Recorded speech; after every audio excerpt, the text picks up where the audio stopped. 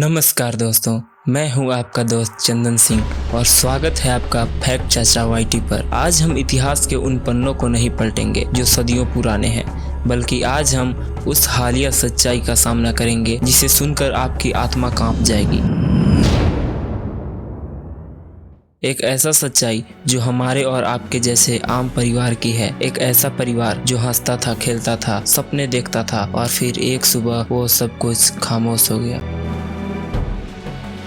तारीख थी 15 जुलाई 2018। जगह हजारीबाग, झारखंड का एक पॉश इलाका, CHD कॉलोनी। यह किसी दूसरे ही दिन की तरह एक रविवार की आम सुबह थी। लोग अपने बालकनियों में चाय पी रहे थे, बच्चे खेलने की तैयारी कर रहे थे और अखबार वाले साइकिल पर सवार होकर घरों में दिन की खबरें फेंक रहे थे। लेकिन इस आम सी सुबह में एक घर ऐसा था जहाँ खामोशी ने डेरा डाल रखा था। एक ऐसा खामोशी जो मौत की खामोशी थी। यह घर था 70 वर्षीय नरेश महेश्वरी का। नरेश जी अपने परिवार के साथ इस अपार्टमेंट में तीसरी मंजिल पर रहते थे। एक खुशहाल और भरा पूरा परिवार में कौन कौन था पहले ये जान लीजिए। महेश अग्रवाल 70 वर्षीय, परिवार के मुखिया और एक अनुभवी व्यवसायी। महावीर महेश्वरी 65 वर्षीय, महेश का छोटा भाई। प्रीति अग्रवाल 40 वर्षीय, महेश की बहू। अमन अग्रवाल 8 वर्षीय, प्रीति का बेटा यानी कि महेश का पोता। अनु अग्रवाल 6 वर्षीय, प्रीति की बेटी यानी कि महेश की पोती। और एक सदस्य नरेश महेश्वरी 70 वर्षीय, जो इस घर के मालिक थे और छत से लटके पाए गए थे। एक ही छत के नीचे 6 लोग, 6 जिंदगी और अब 6 लाशें। उस सुबह काफी देर तक महेश्वरी परिवार के फ्लैट का दरवाजा नहीं खुला तो पड़ोसियों को चिंता हुई और बच्चे भी बाहर खेलने नहीं आए थे। घर से कोई आवाज नहीं आ रही थी। एक पड़ोसी ने हिम्मत करके दरवाजा खटखटाया, कोई जवाब नहीं। पड़ोसी ने और जोर से दरवाजा पीटा, अंदर से सिर्फ सन्नाटा लौट कर आया। और अब तक किसी अनहोनी की आशंका सबके दिलों में बैठे जा रहे थे। आखिरकार पुलिस को फोन किया गया। जब पुलिस मौके पर पहुंची और कई कोशिशों के बाद दरवाजा तोड़ा गया तो अंदर का मंजर देखकर अनुभवी पुलिस वाले का भी होश उड़ गया। जो उन्होंने देखा वो किसी बुरे सपने से भी ज्यादा भयानक था। ड्राइंग रूम के फर्श पर पड़ी थी 2 लाशें, 65 वर्षीय महावीर महेश्वरी और उनकी 60 वर्षीय पत्नी किरण महेश्वरी की। दोनों के गले रेते हुए थे, खून हर तरफ फैला हुआ था। पुलिस जब अंदर के बेडरूम में दाखिल हुई तो मंजर और भी खौफनाक था। बिस्तर पर 40 वर्षीय प्रीति अग्रवाल की लाश पड़ी थी और उसका भी गला रेता हुआ था। और उसी कमरे में उसके 2 मासूम बच्चे, 8 वर्षीय अमन और 6 वर्षीय अनु मृत पाए गए। उनकी मौत दम घुटने से हुई थी। 5 लाशें मिल चुकी थी लेकिन एक सदस्य अब भी गायब था, घर का मालिक 70 वर्षीय नरेश महेश्वरी। पुलिस ने जब घर की तलाशी जारी रखी तो वे छत पर पहुंचे और वहां उन्होंने देखा उसने इस कहानी को एक नया खौफनाक मोड़ दे दिया। नरेश महेश्वरी की लाश छत पर एक पंखे से लटकी हुई थी। एक ही परिवार के 6 लोग, 3 का गला रेता हुआ, 2 का दम घोटा हुआ और एक फांसी पर लटका हुआ। पुलिस के सामने अब एक ही सवाल था, यह एक सामूहिक आत्महत्या थी या क्रूर हत्याकांड या फिर कुछ और, कुछ ऐसा जिसका कल्पना भी नहीं की जा सकती थी। पुलिस ने तुरंत जांच शुरू कर दी। पहली नजर में मामला हत्या और फिर आत्महत्या लग रहा था। थ्योरी ये बन रही थी कि शायद नरेश महेश्वरी ने अपने परिवार के 5 सदस्यों को मारकर खुद फांसी लगा ली। लेकिन एक 70 वर्षीय बुजुर्ग 3 लोगों का गला कैसे रेत सकता है, और वो भी बिना किसी प्रतिरोध के? ये सवाल पुलिस के दिमाग में घूम रहे थे। लेकिन फिर पुलिस वाले को कुछ ऐसा मिला जिसने इस पूरे केस की दशा ही बदल दी। उन्हें घर के अलग अलग कोने से कई सुसाइड नोट मिले। ये कोई आम सुसाइड नोट नहीं थे, इस परिवार की दर्दनाक कहानी और उनके खौफनाक अंत की चाबी थे। एक नोट जो शायद नरेश महेश्वरी ने लिखा था, एक लिफाफे में बंद था जिस पर लिखा था, मैं अपनी अंतिम इच्छा से यह पत्र लिख रहा हूँ। उस पत्र के अंदर जो लिखा था वो चौंका देने वाला था।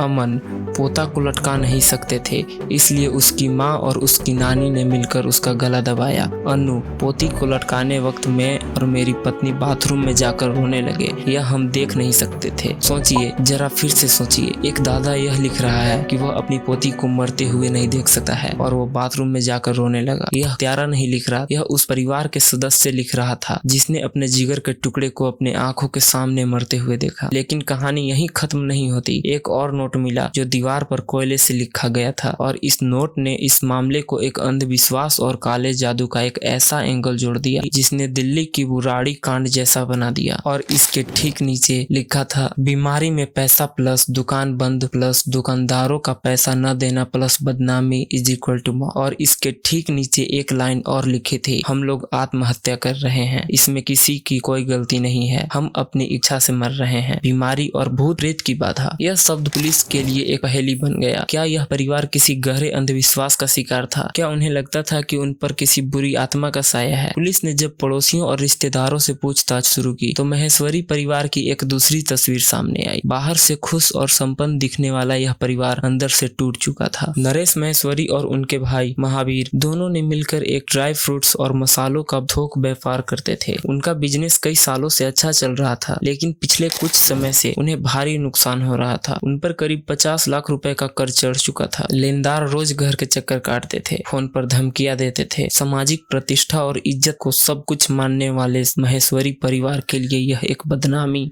असहनीय थी। पैसों की तंगी एक वजह थी, लेकिन यह पूरी कहानी नहीं। परिवार गंभीर स्वास्थ्य समस्याओं से भी जूझ रहा था। नरेश महेश्वरी खुद बीमार रहते थे और उनकी बहू प्रीति को भी कोई गंभीर बीमारी थी जिसके लिए उन्होंने लाखों रुपए खर्च कर चुके थे। कर्ज और बीमारी, इस दोहरे बोझ ने उन्हें तोड़ कर रख दिया था। और जब इंसान हर तरफ से हार जाता है, जब विज्ञान और तर्क काम करना बंद कर देते हैं, तब वे अक्सर एक ऐसी दुनिया में शरण लेते हैं जहां उम्मीद की झूठी किरणें दिखाई देती है, अंधविश्वास की दुनिया। महेश्वरी परिवार के साथ भी शायद यही हुआ। सुसाइड नोट में भूत प्रेत की बाधा का जिक्र इस बात की ओर इशारा करता है कि परिवार के सभी सदस्य को विश्वास था कि सुसाइड नोट में भूत प्रेत की बाधा का जिक्र इस बात की ओर इशारा करता है कि परिवार के सभी सदस्यों को यह विश्वास हो गया था कि उनकी समस्याओं का कारण कोई अलौकिक शक्ति है। उन्हें लगता था कि किसी ने उन पर काला जादू कर दिया है या कोई बुरी आत्मा उनके पीछे पड़ गई है। शायद उन्होंने इससे छुटकारा पाने के लिए कई तांत्रिक और ओझाओं का भी चक्कर काटे होंगे, लेकिन जब उन्हें कोई हल नहीं मिला तो उन्होंने मौत को ही एकमात्र समाधान मान लिया। यह मामला आपको दिल्ली के बुराड़ी कांड याद दिलाएगा, जहां एक ही परिवार के 11 लोग ने मोक्ष प्राप्ति के लिए एक साथ आत्महत्या कर ली थी। वहां भी एक परिवार शेयर्ड फिजियोसिस का शिकार था, जहां एक व्यक्ति का अंधविश्वास पूरे परिवार पर हावी हो गया था। हजारीबाग में भी कुछ ऐसा ही हुआ था। परिवार का मुखिया जो कर्ज और बीमारी से टूट चुका था, शायद इस अंधविश्वास में इतना डूब गया था कि उसने पूरे परिवार को यकीन दिला दिया कि मौत ही उनकी तकलीफों का अंत है। पुलिस ने अपनी जांच के बाद इसे एक सामूहिक आत्महत्या का मामला मानकर फाइलें बंद कर दी। थ्योरी यह भी थी कि परिवार ने मिलकर एक खौफनाक कदम उठाया, पहले बच्चे को मारा, फिर महिलाओं की हत्या की और अंत में घर के पुरुष सदस्यों ने अपनी जान दे दी। लेकिन क्या यह कहानी इतनी सीधी है? आज भी इस मामले से जुड़े कई ऐसे सवाल हैं जिनका जवाब शायद कभी नहीं मिलेगा, और यह सवाल इस केस को भी ज्यादा डरावना बनाता है। सवाल नंबर 1, अगर यह आत्महत्या थी तो 3 लोगों के गला क्यों रेते गए? आत्महत्या करने वाले अक्सर आसान तरीके अपनाते हैं, जैसे फांसी लगाना, जहर खाना। गला रेतना जैसा क्रूर तरीका हत्या की ओर इशारा करता है। क्या परिवार में ही किसी ने एक दूसरे को मारा? सवाल नंबर 2, सुसाइड नोट में क्या लिखा है कि बच्चों की उनकी माँ और उनकी नानी ने मिलकर मारा है? क्या कोई माँ अपने जिगर के टुकड़े को अपने हाथों से मार सकती है? यह किस स्तर की मानसिकता, पीड़ा और अंधविश्वास रहा होगा जिसने एक माँ की ममता को भी खत्म कर दिया? सवाल नंबर 3, पड़ोसियों का कहना था कि घटना की एक रात पहले तक परिवार बिल्कुल सामान्य लग रहा था। नरेश महेश्वरी